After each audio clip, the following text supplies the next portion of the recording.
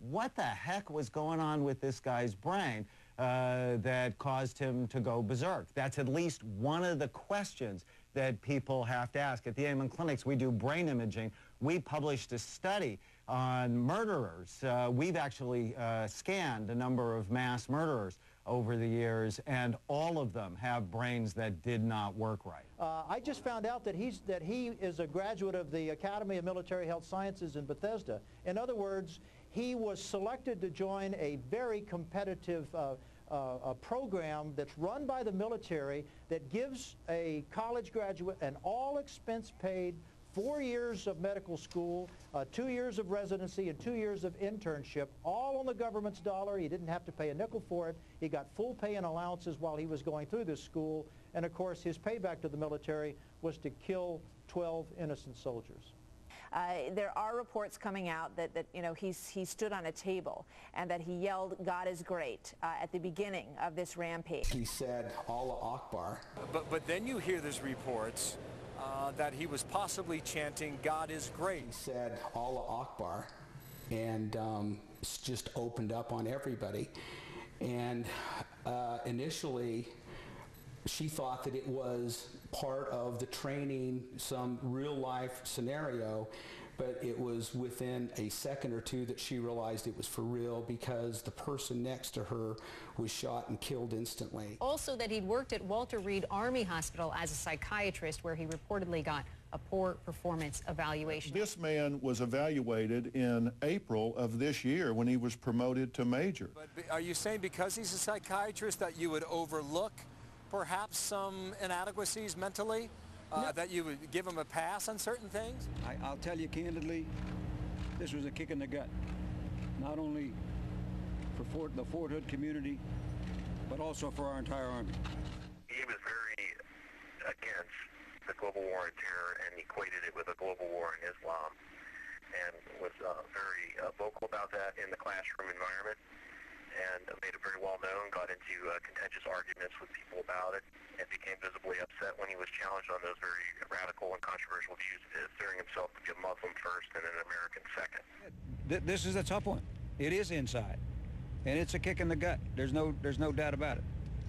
A jihadist act, it's certainly psychologically abnormal what he did, but that doesn't mean he had any psychological disorder. Basically is concerning how to be a better Muslim and improving his own knowledge about Islam and Muslims.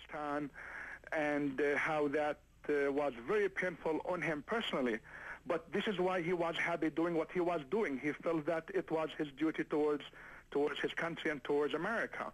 I talked with an Army veteran this morning as well, and he just feels extraordinarily betrayed by this. Soldiers are supposed to be brothers in arms who look out for each other. Got your back. The woman who brought down the alleged shooter.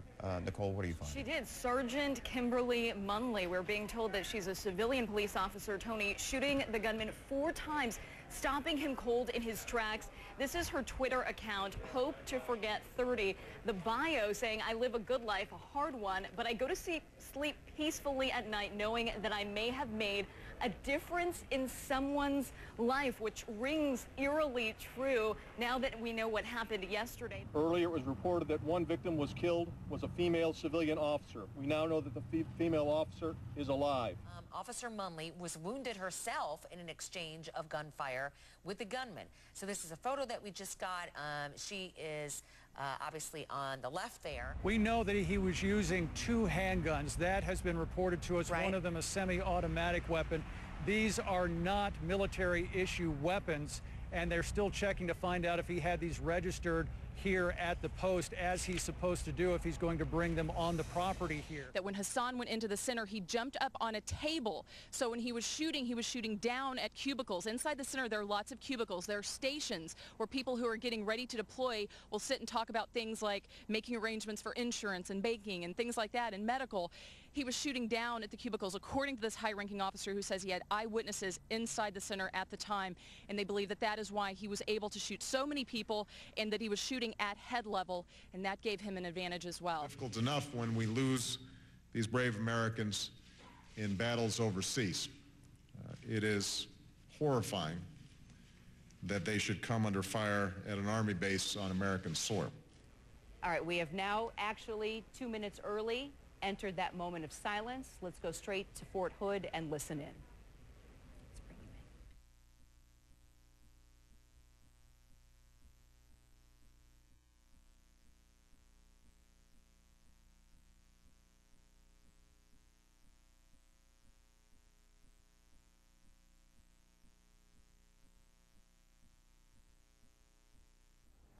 You know, as you all know, we are just getting sketchy information.